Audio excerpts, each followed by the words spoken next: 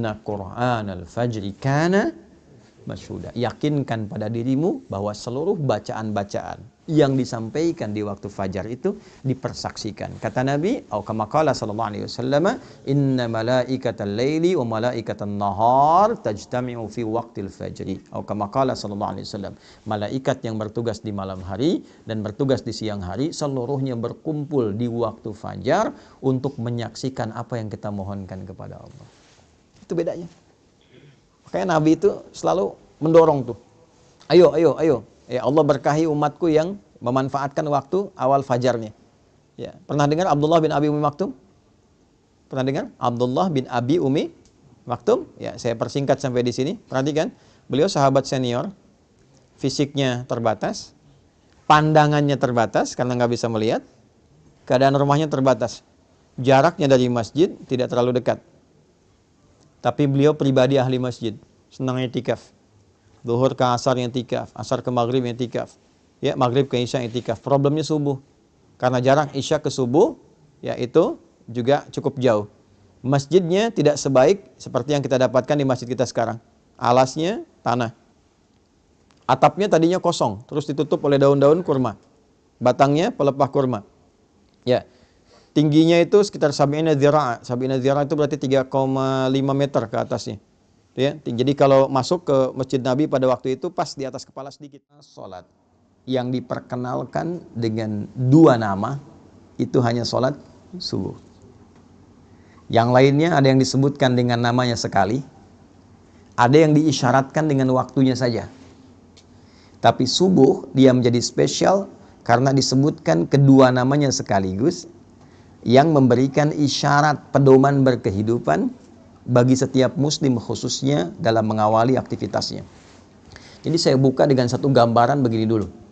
Di Islam itu tidak ada satupun nama dan juga tuntunan dalam ibadah kecuali seluruhnya mengandung makna dan hikmah. Baik ya? Dari namanya, kemudian terkait dengan pelaksanaannya, ritualnya, itu bukan ritual hampa yang cuma kita bergerak-gerak, tidak. Di dalamnya ada maknanya, setiap bacaan ada artinya, bukan sekedar terjemahan, tapi juga mengandung pedoman dalam berkehidupan. Dituntun kita dalam menjalani hidup dari makna-makna yang kita dapatkan dalam proses ibadah itu. Karena itulah setiap ibadah dalam Islam itu selalu akan memberikan peran perubahan pada perilaku dan kehidupan kita. Saya ambil contoh begini. Apa parameter keberhasilan orang sholat itu? Ya? Nah, nanti ditinjau dari dua bagian. Secara fikih, keberhasilannya benar dia. Dibuka dengan takbir, ditutup dengan salam. Diiringi dengan keikhlasan. Itu tinjauan fikih. Nah, ketika benar menunaikan secara fikih, kewajiban kita terangkat. Baik ya? Yang kedua, dituliskan pahalanya, ini bekal akhirat. Tapi nanti parameter dampak dunianya apa? Karena kan doa kita selalu Rabbana atina fid dunya hasanah wa fil akhirati hasanah wa qina adzabannar. Nah, salat itu di Al-Qur'an disebut dengan hasanah. Baik ya? Aqimis salata. Perhatikan kalimatnya, tarafain nahar wa zulafan minal lail innal hasanati yudhhibnas sayyi'at. Itu Quran di surah ke-11 ayat 114. Salat disebut dengan hasanah. Nah, apa dampak salat yang disebut hasanah itu bagi dunia dan akhirat kita? Tadi secara fikih kalau benar salatnya dibuka dengan takbir, ditutup dengan salam, diiringi dengan keikhlasan, kita meyakini sepenuhnya ada pahala dituliskan. Pahala itulah bekal kita pulang untuk ke akhirat. Kalau ini semua dilepas, jaket, baju, handphone yang bagus-bagus ya, masuk alam kubur aja dilepas. Jangankan ke akhirat, masuk alam kubur tidak dibawa. Baik ya? Nah, yang dibawa apanya? Nilainya, keikhlasannya, amal solehnya. Sekarang dampak dunianya apa? Maka dijelaskan kembali di Al-Quran surah ke-29 di ayat ke-45. Utlu ma uhya ilaika minal kitab wa aqimis salah. Inna salata tanha 'anil fahsya wal munkar. Jadi kalau sholat itu benar dikerjakan, satu dampak dunianya dia bisa merubah perilaku, bertransformasi menjadi pribadi yang lebih baik. Karena itu dulu orang-orang yang hidup di era jahiliyah Ya, ketika kemudian diberikan risalah salat lewat Nabi Muhammad sallallahu alaihi wasallam, itu seketika bisa merubah perilakunya menjadi pribadi terbaik yang hidup di zamannya. Allah. Anda bayangkan, salat bisa merubah orang dari pribadi pencela menjadi pecinta, dari pemukul menjadi perangkul, ya kan? Dari penipu menjadi pribadi yang sangat dermawan. Itu salat. Yang kedua, banyak nanti dampak duniawinya, memberikan banyak ketenangan pada diri kita. Ya, itu ditemukan nanti di Quran surah 13 ayat ke-28, ditafsir di Quran surah ke-20 ayat ke-14. Ala bi dzikrillahi tatma'innul qulub. Yakinkan pada dirimu bahwa zikir yang benar itu berpengaruh pada ketenangan hati, berdampak pada ketenangan jiwa. Nah, salat ini puncak zikir tertinggi. Nanti berdoa juga zikir, karena doa disebut dengan zikir di Quran, surah 7 ayat 205. Baca Quran itu zikir, Quran surah 15 ayat 9. Ya kan? Kita ba'da salat tadi zikir, Quran surah keempat ayat 103. Nah, semua jenis zikir dikumpulkan dalam salat. Takbir ada di situ, tasbih ada di situ, tahmid ada di situ, Quran ada di situ. Ya, karena fungsi zikir itu melahirkan ketenangan. Karena itu ketika kita menunaikan salat, dan salat disebut dengan zikir, wa aqimis salata li dzikri, tunaikan salat sebagai zikir kepadaku, maka disitulah ada puncak ketenangan yang bisa kita dapatkan. Jadi kalau Anda sedang gelisah, bekerja, gelisah, ada masalah, mampir masjid. Kalau nggak sempat menemukan masjid, ambil wudhu, menghadap kiblat, salat 2 rakaat, disitulah dapatkan ketenangan dalam hati kita. Walaupun solusi belum tiba saat itu, tapi hati kita cenderung tenang. Itu dampak dunianya. Jadi tidak ada ibadah di dalam Islam yang tidak punya makna. Dan tidak ada satupun ibadah dalam Islam yang tidak memberikan pengaruh pada kehidupan implementatif kita ke dalam keseharian. Nah, sekarang kita akan mulai dari yang basic dulu, yang kita lakukan setiap hari sebagai seorang mukmin, yaitu pertama menunaikan ibadah salat. Waktunya dibuka dengan yang pertama, yaitu salat subuh. Apa artinya subuh? Itu dulu.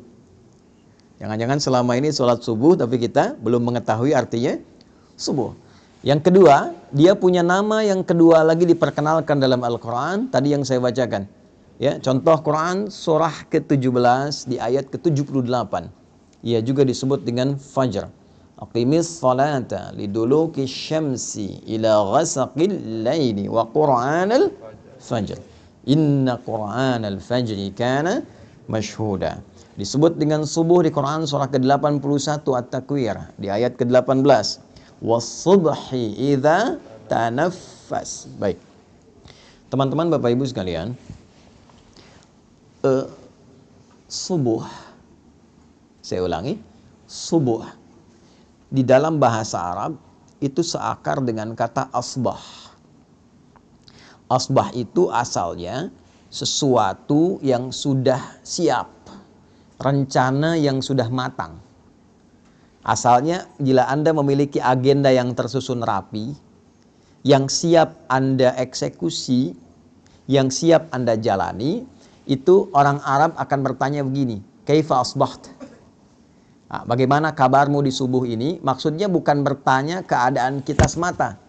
Beda dengan kaifa haluk, apa kabarmu dia? Nah, tapi dia bertanya bagaimana keadaanmu di pagi ini? Apakah sudah siap dengan rencana-rencana yang siap kau kerjakan? Baik, kan? Nah, jika Anda ingin ambil ke akar katanya, dalam waktu mula Anda merencanakan sesuatu dan siap untuk dieksekusi di awal kehidupan Anda jalani, itu waktunya disebut dengan subuh namanya. Nah, jadi subuh disebut dengan subuh seakan memberikan kesan bahwa dari mulai Anda bernafas menjalani aktivitas, Anda sudah merencanakan berbagai macam kegiatan yang akan dieksekusi di waktu itu. Salat ini disebut dengan subuh seakan memberikan kesan bahwa umat Islam itu dari mulai bangun tidur, dia sudah memiliki rencana-rencana yang terukur yang akan dieksekusi di hari itu. Jadi tidak ada sikap seorang muslim sejatinya, kecuali saat bangun tidur itu dia sudah punya rencana kegiatan yang jelas. Anda jam 7 mau di mana hari ini? Jam 8 mau kerjakan apa? Jam 12 nanti mau di mana? Salat asar ditunaikan di masjid mana? Jadi pribadi muslim itu, menjadi muslim adalah menjadi pribadi yang teratur. Menjadi muslim, menjadi pribadi yang terencana. Jadi diajarkan kita dalam sholat, dipaksa kita bangun untuk kebaikan kita, tapi juga dituntun untuk merencanakan semua kegiatan kita, bahkan semakin tinggi iman dan takwanya, dia merencanakan sampai akhiratnya. Itu yang dimaksud Quran surah 59 di ayat ke-18. Ya ayyuhalladzina amanu taqullaha wal tanzur nafsum ma qaddamat lighat. Ya, itu disebutkan 361 kali dalam Al-Quran. Huruf nida panggilan, nidaul qarib, mutawassit wal ba'id. Huruf memanggil orang-orang dengan jarak yang dekat, menengah ataupun jauh. Seakan Allah ingin katakan begini, hei semua orang yang telah menyatakan dirinya beriman kepadaku, mau kalian merasa bertempat yang dekat, menengah, ataupun merasa di tempat yang jauh? Ayyuha disebutkan 150 kali dalam Al-Quran. Ayyunya munada berfungsi menguatkan, haknya tandih berfungsi mengingatkan. Aku tegaskan, aku ingatkan pada kalian semua.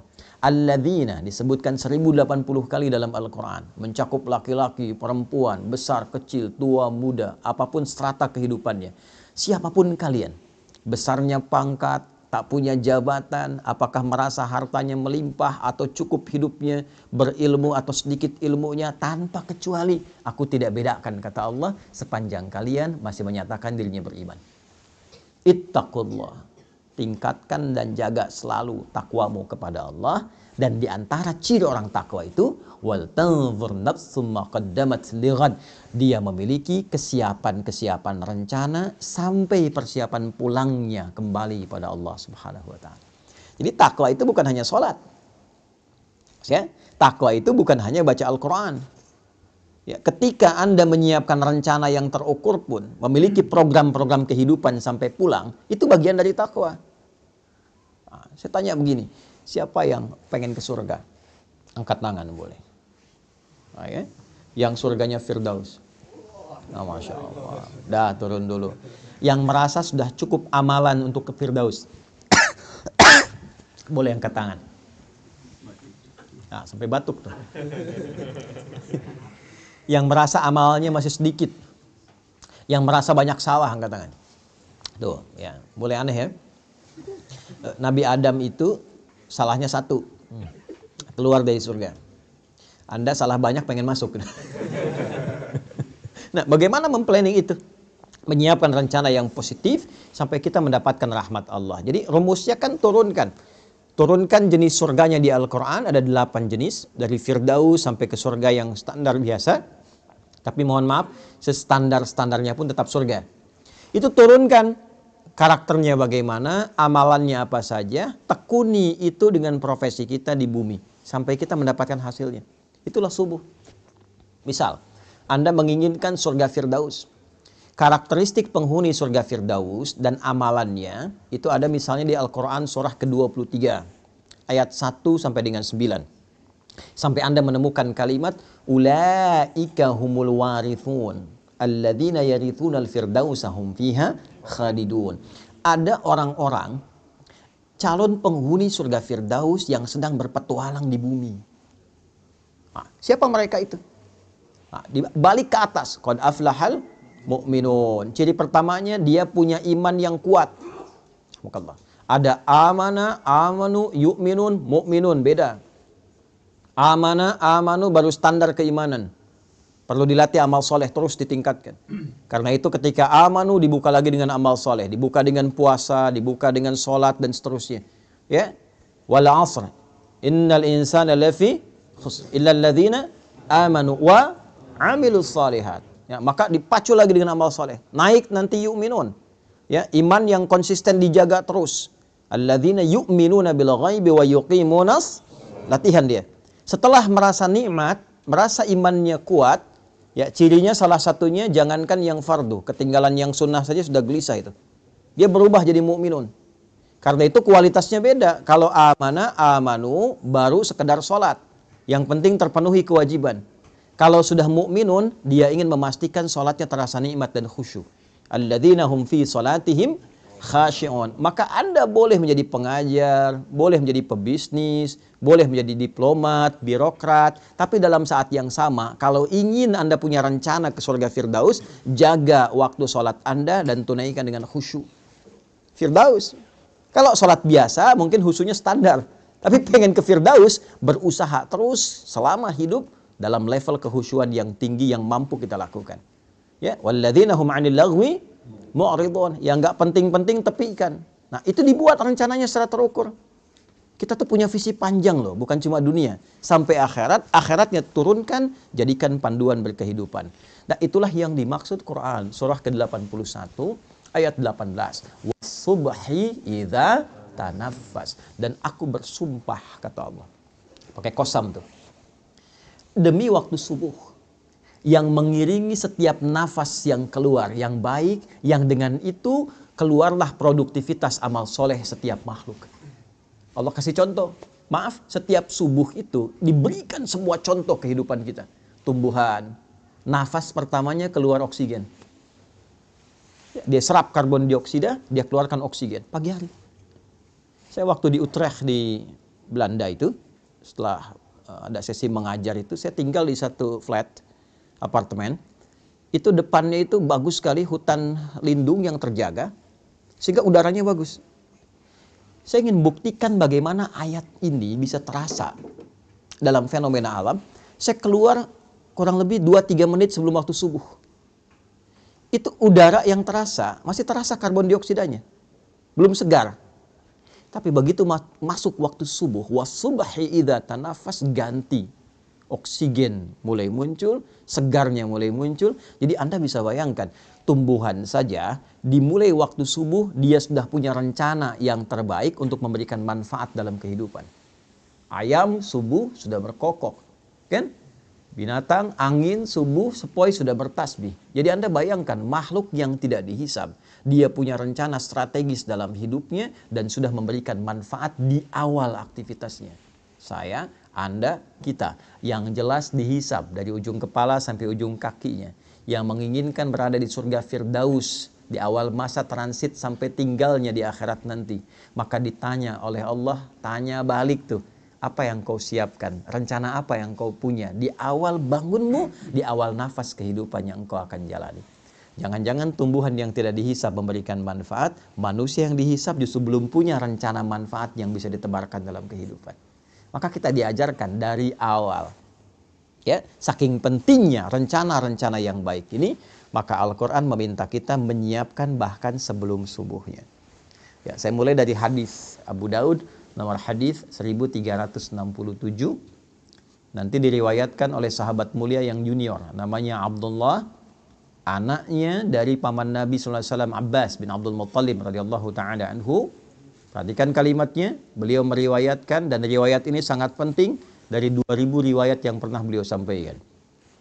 Qala an Ibnu Abbas radhiyallahu taala anhuma qala kana an-nabiy sallallahu alaihi wasallam. Ibnu Abbas ini meriwayatkan hadis ini sampai beliau meminta menginap di rumah bibinya Sayyidah Maimunah. Jadi kalau nanti Anda yang umrah atau haji, mudah-mudahan yang belum bisa segera ya untuk berangkat.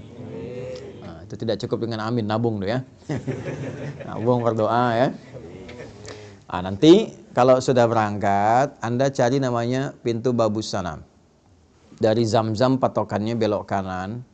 Ada pintu 26 yang kiri gate Ismail, di samping yang ada istana raja tuh, Jabal Qubais. Masuk ke kanan, lurus dulu setelah gate Ismail, nanti sedikit lagi 27, 28 bertemu pintu gate Nabi namanya. Tandanya yang ada jembatan ke arah masjid dari istana itu.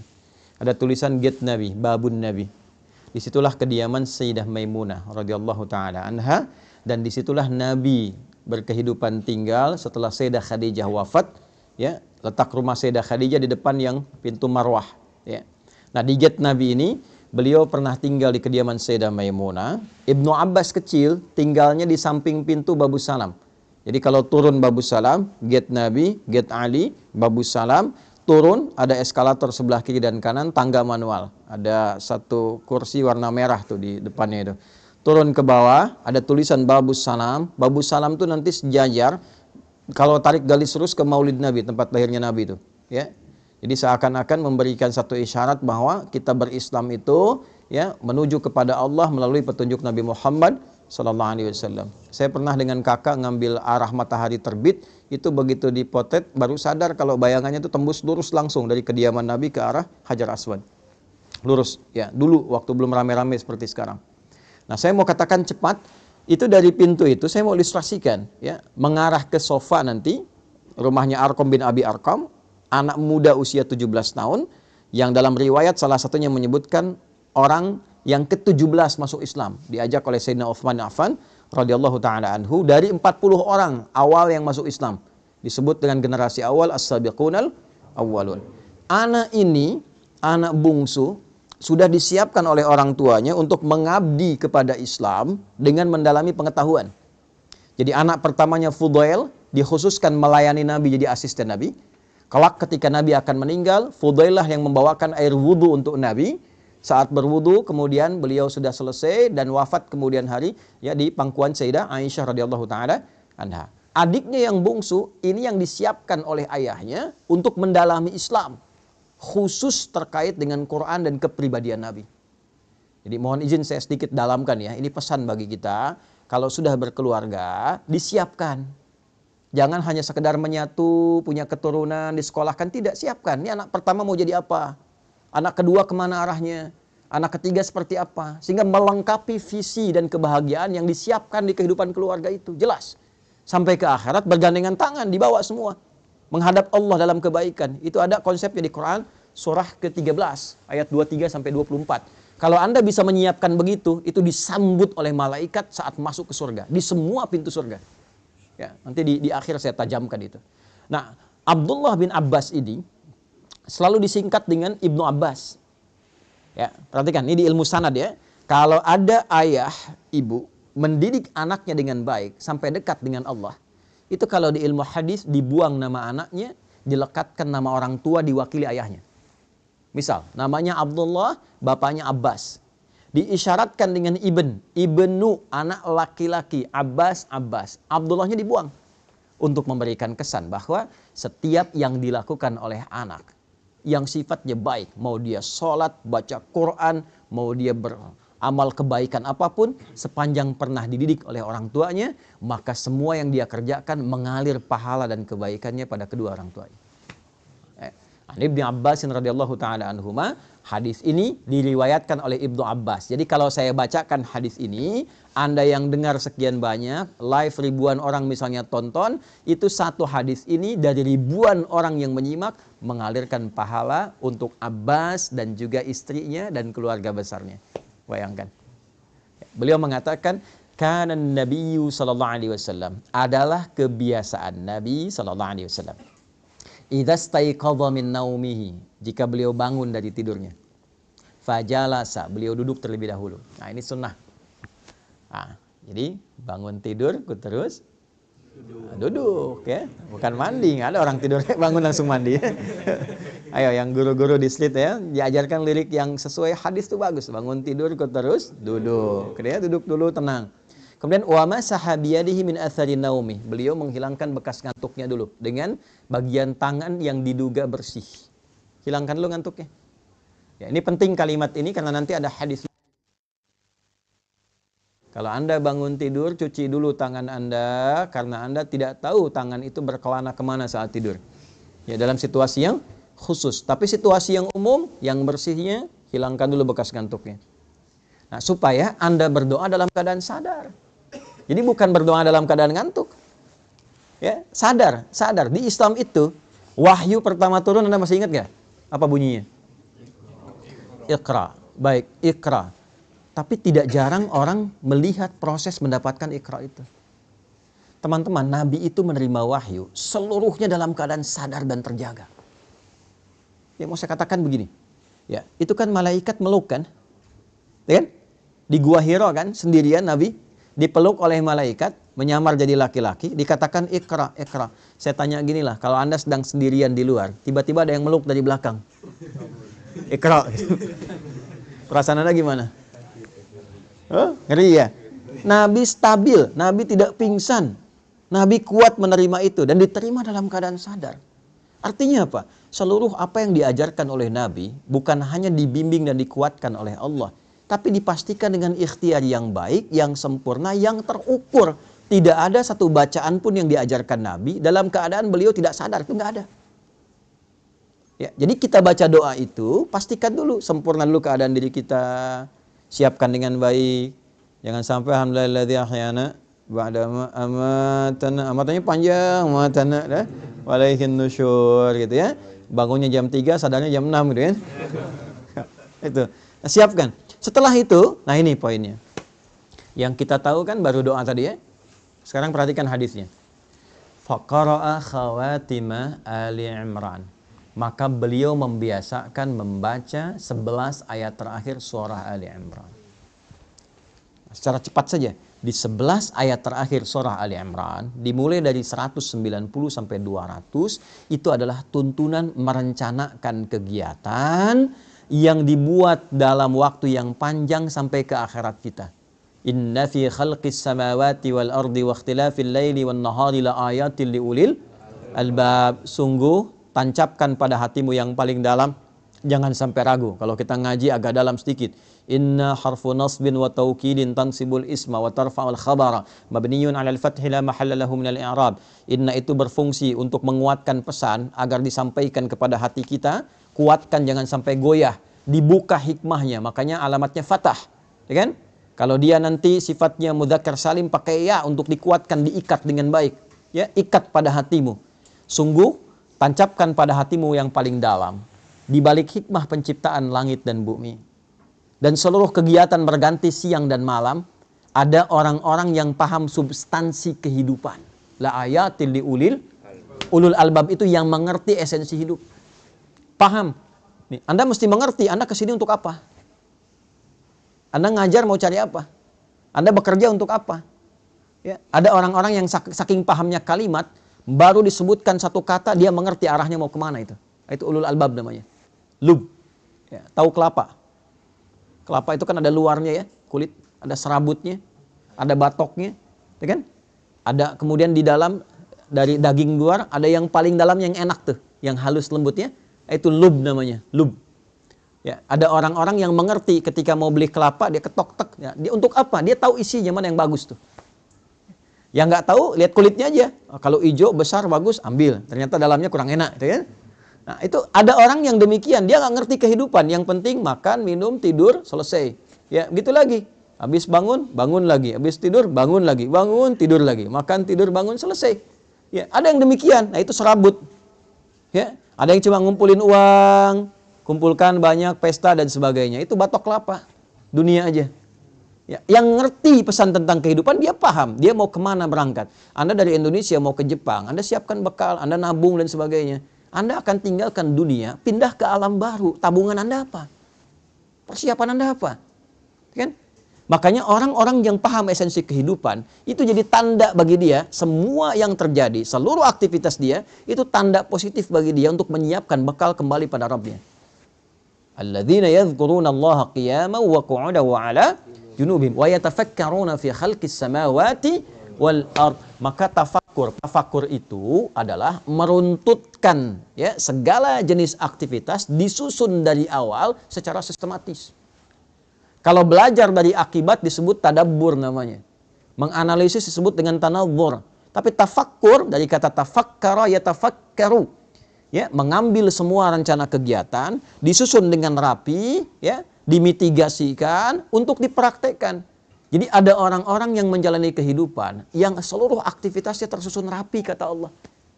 Ya.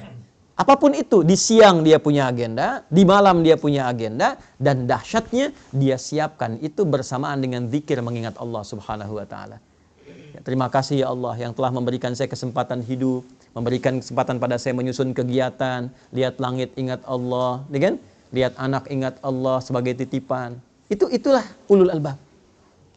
Ya, sampai dengan nanti ayat ke-200-nya. Jadi dimulailah aktivitas itu sebelum subuh, Nabi bangun, merencanakan kegiatan itu, persiapan warming up menunaikan sholat tahajud. Demi apa? Demi membawa agenda yang disiapkan di subuh itu menghadap Allah. Apa tandanya agenda itu telah siap dibawa menghadap Allah sebelum dieksekusi? Jadi idealnya begini, disusun dulu tuh, besok mau ngapain. Sudah disusun, baru kita berdoa kan? Alhamdulillahilladzi ahyana ba'dama amatana. Terima kasih ya Allah memberikan kesempatan aku menjalani kehidupan sesuai dengan ajalku. Setelah engkau tahan sementara tadi nyawaku dalam tidurku. Perhatikan, wa ilaihin nusyur. Ini kalimat ini mahal. Dan aku berjanji ya Allah untuk mencari bekal positif sebagai persiapan pulang menghadap kembali kepadamu. Nusyur itu dari kata nasyara, artinya menyebar untuk kembali. Jadi kalau Anda nyebar, balik lagi ke sini pekan depan, itu namanya nasyara, nusyur. Ya, penyebaran spesifiknya disebut intasyara, menyebar, intasyara yantasyir. Nah, kita ini menyebar untuk balik ke Allah, maka kita katakan wa ilaihin nusyur. Jadi setiap kali Anda bangun tidur, kita katakan ya Allah, saya pengen cari bekal yang baik hari ini sebagai persiapan pulang menghadap kepadamu. Nah, persiapan itulah yang kita rinci satu-satu. Ya, jam sekian saya bangun kerjakan ini. Sebelum kita eksekusi, bawa dulu itu menghadap Allah supaya dibacakan oleh kita. Minta kemudahan, minta kelancaran, minta perlindungan. Semua bacaan yang kita bacakan itu disebut dengan Quran dalam bahasa Arab. Zikir itu Quran. Ya kan? Doa itu Quran. Bacaan-bacaan kita Quran. Kalau yang dimaksudkan Al-Fatihah sampai dengan An-Nas, tambahkan alif lam di depannya menjadi Al-Quran. Jelas? Baik ya? Al-Quran. Kalau pakai alif lam kayak artikel the dalam bahasa Inggris. Ya, there are so many cars outside. Itu banyak tuh mobil di luar tuh. Tapi kalau kita katakan the car is yours, ya. Tapi yang ini itu punya Anda. Baik ya? Itu kayak artikel the Al-Quran khusus untuk firman Allah yang disampaikan melalui malaikat Jibril pada Nabi Muhammad SAW dari Al-Fatihah sampai An-Nas, berpahala dan beribadah kita dalam membacanya. Itu Al-Quran. Tapi kalau Quran itu semua bacaan yang kita sampaikan pada Allah. Ya, agenda kita, doa kita, harapan kita, zikir kita, istighfar kita itu digabungkan semua menjadi apa? Quran. Maka susun itu agenda kita, harian kita. Nanti tandanya apa? Saat matahari sudah memancarkan sinar pertamanya, membelah kegelapan malam. Pancaran sesuatu pada yang positif, membuka sesuatu yang terang pada nilai kebaikan, disebut fajar namanya. Pancaran yang negatif, yang mengarahkan pada keburukan, disebut fujur namanya. Ada fajar, ada fujur. Pancaran materi yang keluar secara fisikal, memancar tuh dari bawah ke atas, disebut infajar namanya. Tiga-tiganya ada di Quran. Contoh, Anda mau bor tanah, ya supaya keluar air misalnya. Ya, begitu Anda bor, keluar airnya. Itu bahasa Arabnya namanya infajar. Nabi Musa punya tongkat, dipukulkan ke batu, ya maka batunya terbelah, keluar 12 mata air. Al-Baqarah ayat 60. Wa idzistasqa Musa liqaumihi faqulna idrib bi'asakal hajar fanfajarat minhu 12 aina, infajar, keluar 12 mata air. Ya, tongkat Nabi Musa kayu dipukulkan ke batu, kuat batu secara material. Tapi ketika tongkatnya mukjizat dipukul batunya yang belah. Ya, keluar 12 mata air. Anda punya tongkat emas, pukulkan ke batu, ya, keluar 12 air mata tuh, pecah tongkatnya. Nah, fujur itu pancaran negatif yang keluar dari nafsu nih. Jadi ada takwa, pancaran positif, ada fujur, pancaran negatif. Ya, provokatornya setan. Kalau takwa, supporternya malaikat. Nanti malaikat disebutkan 88 kali, setan disebutkan 88 kali. Quran surah 91 ayat 7 sampai 10. Wa nafsin wa ma sawwaha fa alhamaha fujuraha wa taqwaha. Allahu akbar, Allahu akbar. Jiwa takwa aktif. Sudah adzan ya? Enggak terdengar adzan, tetap aktif. Subuh siap-siap. Besok jam sekian. Ya kan? Tapi begitu Anda sudah siap, adzan terdengar, selesai adzan, nah jiwa fujur muncul lagi. Tenang baru adzan. Belum qomat, ya kan? Waktunya masih panjang, pernah begitu? Nah, itu fujur namanya. Itu kan pancaran dari tubuh kita memancar tuh. Nanti keluar dari sini itu aktif juga. Begitu keluar lihat tuh kan, sepatunya bagus yang itu ya. Aktif itu. Ya, nah itulah perjuangan kita ngontrol itu. Nanti pancaran keburukan disebut fujur, pancaran kebaikan secara material fisik bendanya ada disebut dengan infajar. Tapi kalau memancar sesuatu, membuka celah kebaikan, membuka sebuah terang, ya, memberikan dorongan-dorongan positif untuk memulai satu aktivitas disebut fajar namanya. Maka diperkenalkanlah kemudian waktu ini selain subuh, waktu kita membawa agenda, datang kepada Allah, tandanya apa? Fajar. Matahari sudah mulai memancarkan sinar pertamanya, membelah kegelapan malam sebagai tanda aktivitas akan dimulai. Maka bacaan-bacaan Quran kita dibawa di waktu itu menghadap kepada Allah untuk minta petunjuk, kemudahan, kelancaran, dan keberkahan. Itulah yang dimaksud Quran surah 17 ayat 78. Aqimis salata liduluki syamsi ila ghasaqil laili wa qur'anal fajr. Bukan wal Quran tapi wa qur'anal fajr. Kenapa di situ fajar itu diikuti dengan Quran? Padahal bisa Allah mengatakan begini, aqimis sholata liduluki syamsi ila ghasaqil laili wal fajri. Selesai. Kenapa ada Qurannya? Untuk menunjukkan keistimewaan khusus yang melekat di waktu subuh. Jadi jangan biarkan subuh itu menyendiri dengan penunaian sholat saja. Agenda Anda bawa. Ya, harapan-harapan bawa dalam subuh. Makanya ada orang yang nunggu subuh sambil istighfar. Ya, waktu singkat menjelang subuh itu namanya sahar. Tadi saya baca di Quran rakaat kedua, Quran surah 51 ayat 18. Wabil ashari hum yastaghfirun. Ada orang-orang calon penghuni taman surga yang kebiasaannya nunggu subuh sambil istighfar. Salah satu amalnya. Istighfar sambil subuh. Nungguin enak tuh. Tiba-tiba muncul subuh. Ya saking pengennya dia dekat dengan waktu subuh, tak ketinggalan, dia istighfar terus. Datang, dia sudah siapkan agenda. Jadi menghadap Allah itu bukan sekedar kita datang menunaikan sholat, ya itu penting. Menggugurkan satu kewajiban. Selesai. Tapi kalau kita ingin dapat manfaat yang value-nya dibawa ke kehidupan dunia, bawa agenda kita yang kita siapkan, bahkan dari malam. Bawa, siapkan, disitulah kemudian kita sujud, minta sama Allah. Ya Allah mudahkan urusan saya, lancarkan hidup saya, lindungi saya di sini sampai selesai tugas saya, jadikan keluarga saya 1, 2, 3, 4. Itu bukan sekedar bacaan biasa, karena seluruhnya langsung disaksikan oleh Allah dan seluruh malaikat yang bertugas di semesta. Inna Qur'anal fajri kana masyhuda. Yakinkan pada dirimu bahwa seluruh bacaan-bacaan yang disampaikan di waktu fajar itu dipersaksikan. Kata Nabi, atau kama qala sallallahu alaihi wasallam, inna malaikatal laili wa malaikatan nahar tajtami'u fi waqtil fajri. Atau kama qala sallallahu alaihi wasallam, malaikat yang bertugas di malam hari dan bertugas di siang hari seluruhnya berkumpul di waktu fajar untuk menyaksikan apa yang kita mohonkan kepada Allah. Itu bedanya. Makanya Nabi itu selalu mendorong tuh. Ayo. Ya Allah berkahi umatku yang memanfaatkan waktu awal fajarnya. Ya, pernah dengar Abdullah bin Abi Umi Maktum? Pernah dengar? Abdullah bin Abi Umi Maktum? Ya, saya persingkat sampai di sini. Perhatikan, beliau sahabat senior, fisiknya terbatas, pandangannya terbatas karena nggak bisa melihat, keadaan rumahnya terbatas, jaraknya dari masjid tidak terlalu dekat. Tapi beliau pribadi ahli masjid, senang i'tikaf. Zuhur ke asar i'tikaf, asar ke maghrib i'tikaf. Ya, maghrib ke isya i'tikaf. Problemnya subuh. Karena jarak isya ke subuh, ya itu juga cukup jauh. Masjidnya tidak sebaik seperti yang kita dapatkan di masjid kita sekarang. Alasnya tanah. Atapnya tadinya kosong, terus ditutup oleh daun-daun kurma. Batangnya pelepah kurma. Ya. Tingginya itu sekitar sab'ina dzira'. Sab'ina dzira' itu berarti 3,5 meter ke atasnya. Ya, jadi kalau masuk ke Masjid Nabi pada waktu itu pas di atas kepala sedikit, tangan bisa pegang. Ya kan?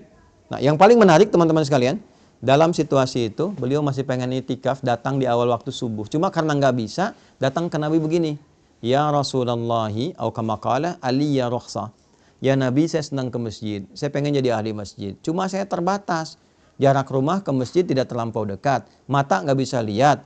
Ya, subuhnya juga tidak mudah. Boleh nggak saya punya rukhsah, keringanan, supaya menunaikan subuhnya di rumah? Nabi tidak mengiyakan, tidak melarang. Perhatikan jawabannya. Kata Nabi, atau kama qala sallallahu alaihi wasallam, atasma'ul adzan? Apakah engkau masih mendengar adzan? Kata beliau Abdullah bin Abi Maktum, bala ya Rasulullah, kama qala, ya Rasulullah. Perhatikan kalimatnya. Madum tatasma'ul adzan atau kama qala fa'addiha fil masjid. Selama engkau masih bisa mendengar adzan, maka tunaikanlah itu di masjid. Bayangkan.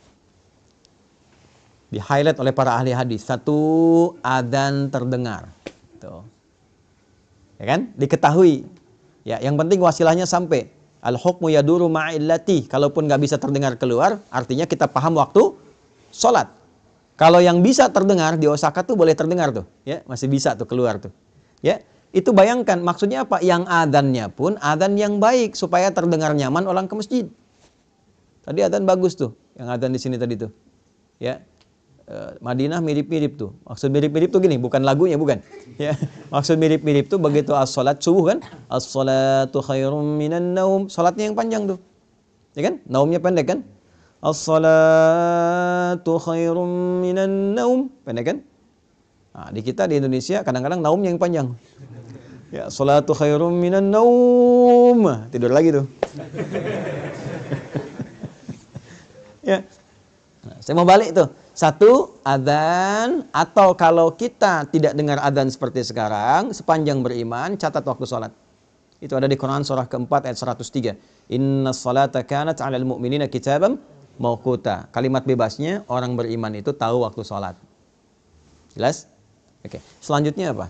Begitu mendengar kalimat Nabi, sepanjang engkau mendengar itu, usahakan tunaikan di masjid. Maka sejak saat itu beliau mengatur waktunya.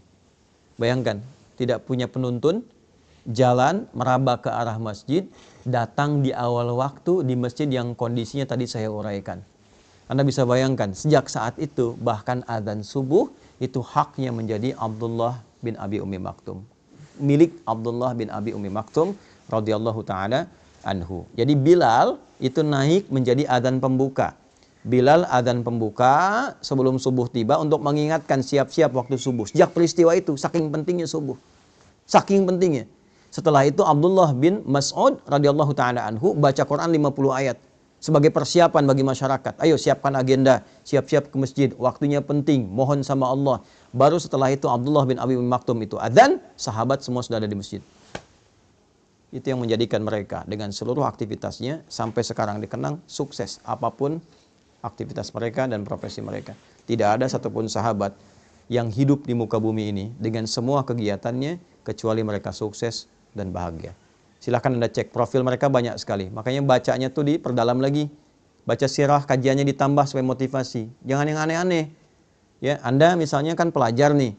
Dari pelajar itu keluarkan ayat-ayat tentang ilmu, hadisnya apa. Lihat profil sahabat yang fokus di bidang ilmu. Ali bin Abi Thalib belajarnya bagaimana?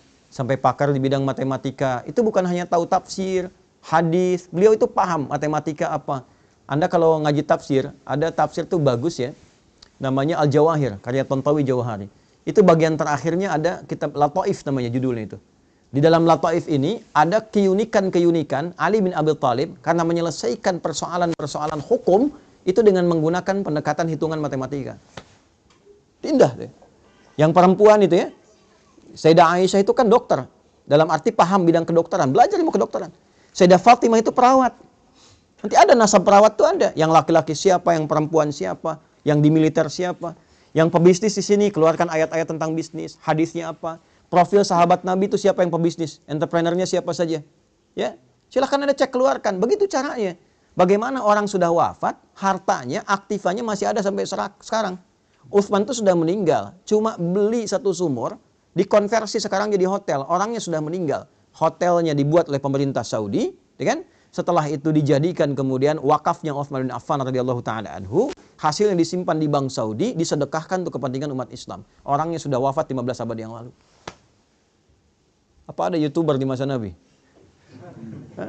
Tapi jangan salah, orang-orang media ada, sampai turun ayat banyak. Wa idza ja'ahum amrun minal amni awil khaufi adza'u bi. Ada tipikal orang-orang sakit yang apapun bisa jadi konten baginya katanya. Itu ada di Quran. Ya, jadi apa saja jadi konten, bikin konten, upload lagi. Uploadnya pakai syair. Lihat apa saja bikin konten, apa saja bikin konten. Sampai turun ayat. Selektivitaslah dalam bikin konten itu. Yang baik-baik tampilkan, jangan bikin hoax. Maka turun ayat-ayat tentang hoax. Cuman medianya tidak seperti sekarang. Ya, sekarang lebih berkembang, eranya digital. Ngajinya juga beda. Dulu saya waktu ngaji tasrif masih sorop. Fa'ala yaf'ilu, fa'ala yaf'alu, fa'ala yaf'ulu. Sekarang sudah beda. Taba yatubu yutuban. Pas bakayu Facebookan, ya. Tak takayu taktiku TikTokan, ya. Instagramu Instagraman. Nah, ini yang kita perbaiki sehingga ngajinya itu tulus. Ya, jadi ilmu dipelajari, amal dipraktekkan, manfaat kemudian bisa diraih. Itu terukur semua. Dulu ngaji kita begitu, Fathul Qarib, Fathul Mu'in, macam-macam. Dulu ulama-ulama itu mendampingi Umar. Anda kalau ke Jogja di Kesultanan Jogja itu masih ada tuh. Ya, kumpulan-kumpulan hazanah awal tuh keislaman di situ. Ada ngajinya tuh. Ini pembahasan Fathul Qarib yang ngajar siapa, Fathul Mu'in yang ngajar siapa, muftinya siapa, ya dalamnya siapa, sampai begitunya. Dan dipraktekkan dalam kehidupan. Makanya desain kotanya pun terukur. Silakan Anda cek kalau nggak percaya. Di mana ada masjid, depannya ada alun-alun, sampingnya ada pasar dan sebagainya. Itu bukan sesuatu yang biasa, terukur. Oleh karena itu saya kembalikan dan saya tutup, teman-teman, saya ingin mengajak. Jadi jangan sampai kita menunaikan ibadah hanya sebatas memenuhi kebutuhan ritual semata. Walaupun itu sah secara hukum. Tapi kalau ingin merasakan nikmatnya berislam, bawa nilainya, praktekkan dalam berkehidupan. Anda kalau nggak tahu nikmatnya, mohon maaf ya, belum tahu nikmatnya, la yasraqu min qaum. Hai orang-orang beriman, jangan saling mencela. Praktekkan ayat itu, tidak saling mencela. Baru terasa berislam itu bagaimana. Kalau mau tahu nikmatnya berinfak, bawa itu, cari orang, dekatkan dia, bikin program di KMI. Dulu saya pernah inisiasikan tuh. Ya, tidak semua orang di Jepang itu kan, mohon maaf, ya punya kemapanan.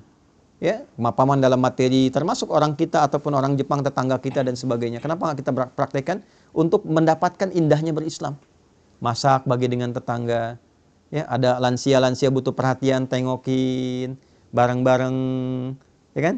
Jagain, bahagiakan dia, kirimkan bunga, sampaikan. Ketika ditanya Anda begitu baik, katakan Islam yang mengajarkan saya untuk bersikap seperti ini. Baru Anda rasakan keindahan Islam itu di situ. Ya, jadi kalau cuma kita praktekkan ibadahnya, baru terasa spiritualnya, tapi kita tidak merasakan dampak-dampak kehidupan duniawinya. Nah, ini yang barangkali saya ingin dorong supaya 3 bagian yang tadi saya sampaikan, 1 pemaknaan tentang subuh, 2 korelasinya dengan fajar, dan 3 implementasinya dalam kehidupan kita, sehingga insya Allah besok-besok kalau kita menunaikan subuh lagi, kita sudah siap dengan agenda apa yang kita siapkan dalam kehidupan kita. Nanti koreksi di siang hari, sampai siang itu tercapai enggak? Apa yang belum jadi ibadah? Makanya siang disebut sholatnya sholat zuhur, bukan nahar. Padahal siang dalam bahasa Arab disebut dengan nahar. Zuhur itu artinya jelas, idhar, jelas, terang. Man amana, tidak didengungkan. Sudah sampai siang, sudah jelas belum capaiannya? Evaluasinya bagaimana? Mengajar Anda sudah benar belum? Berapa yang sukses dari murid yang Anda ajarkan? Pahami itu. Yang kedua, pertanyaan besarnya, dari semua yang diajarkan itu, ada nilai pahalanya enggak? Ada yang kenal Allah enggak? Kan? Mungkin Anda ditugaskan berada di sini. Yang pertama, supaya mensujudi tapak-tapak bumi yang mungkin belum pernah dipakai sujud. Peran Anda di sini 1. Yang kedua, sedapat mungkin mengenalkan Allah bagi setiap orang-orang yang hadir di lingkungan ini yang belum tentu kenal Allah. Dan selamat Anda yang terpilih, bukan orang-orang seperti kami. Maka optimalkan itu dalam kehidupan kita. Sampai zuhur, cek. Kemudian saya percepat, asar, bukan sore, tapi asar. Asar itu setiap waktu dan momentum yang mengiringi kita, manfaatkan sebaik-baiknya supaya ada hal-hal positif yang bisa kita kerjakan. Setiap waktu yang Allah kasih, upayakan jadi hal positif. Perilaku positif, kegiatan positif. Kalau tidak didesain itu, maka rugi kita karena diberikan waktu tapi tidak termanfaatkan. Wal 'asr, innal insana lafi. Insan disebutkan kurang lebih 65 kali di Quran, menunjuk pada totalitas manusia dalam beraktivitas. Kata Allah, manusia yang beraktivitas tapi tak mampu memanfaatkan waktu yang saya kasih, maka itu orang-orang yang rugi karena tak mampu mengkonversi waktu itu menjadi nilai positif. Illal ladzina amanu, kecuali orang beriman. Orang beriman punya visi yang beda. Nah, disinilah dipertaruhkan iman kita. Maaf, orang beriman itu dia mampu mengkonversi, memanfaatkan waktu menjadi perbuatan-perbuatan positif. Illal ladzina amanu wa amilus sholihat wa tawassaw bil haq. Maka ayo saling ingatkan teman-teman yang lain. Bikin database, satukan, saling ingatkan. Terus teman-teman bikin komunitas. Tapi mohon maaf, jangan bersaing untuk dunia. Fastabiqul khairat, saling melengkapi. Ya, di sini ada ormas, ada PCIM, PCINU. Dari dulu tuh alhamdulillah kita bangun masjid kompak, duduk sama-sama, kajian bareng. Kalau ada masalah keumatan, dudukkan bareng-bareng, bikin inspirasi dari sini sehingga tenang rasanya. Ya, kajian kitab dari NU sampaikan. Nanti kajian budaya Muhammadiyah bahas bareng-bareng, sampaikan. Yang lain-lain bikin komunitas. Ya, ada teman-teman yang komunitasnya misalnya di Tokyo di sini, ada yang di Ayase, ada yang Yokohama, macam-macam. Satu kan tuh saling melengkapi. Kalau bisa kajiannya melengkapi, jangan semua dibikin sama.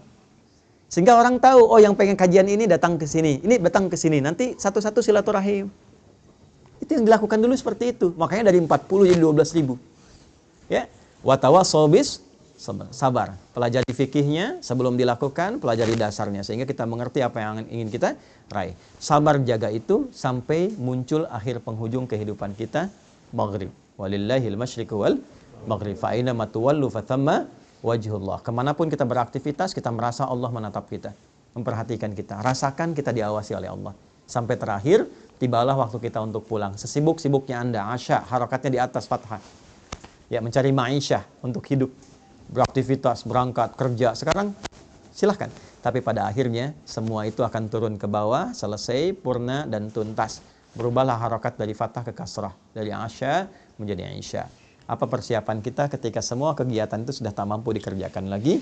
Kita berpulang kepada Allah, menutup mata kita, dan di situ kemudian berlaku doa terakhir kita, wa ilaihin nusyur, dan kepada Allah lah kita akan kembali. Maka kita katakan bismika Allahumma ahya wa bismika amut. Ya Allah, aku hidup berkehidupan, aku pun akan tidur, mungkin ini tidur terakhir yang akan aku kerjakan, dan mataku akan tertutup untuk selamanya. Mohon terima seluruh aktivitas yang aku kerjakan selama tadi. Maka kita istighfar sebelum tidur. Istighfar Nabi sampai 70 kali. Setelah tenang, nyaman, kita tidur. Dalam pun wafat, mudah-mudahan wafat dalam keadaan husnul khatimah. Inilah kurang lebih gambaran subuh sampai tidur kembali. Semoga bermanfaat. Semoga yang hadir saat ini bisa meraih manfaat dan tidak ketiduran, karena sekarang waktu merencanakan kegiatan, bukan waktunya untuk tidur. Saya kira itu dulu pengantar yang ingin saya sampaikan. Kita ada waktu barangkali 15-20 menit sebelum kita akhiri. Saya mohon izin, saya batasi 6:30 karena saya mesti kembali ke flat itu untuk bantu mandikan anak-anak dan sebagainya untuk persiapan ke agenda berikutnya. Ya. Saya kira saya cukupkan dulu, nanti setelah itu kita berdialog. Dipersilahkan pada teman-teman kalau ada hal yang ingin kita diskusikan. Assalamualaikum warahmatullahi wabarakatuh.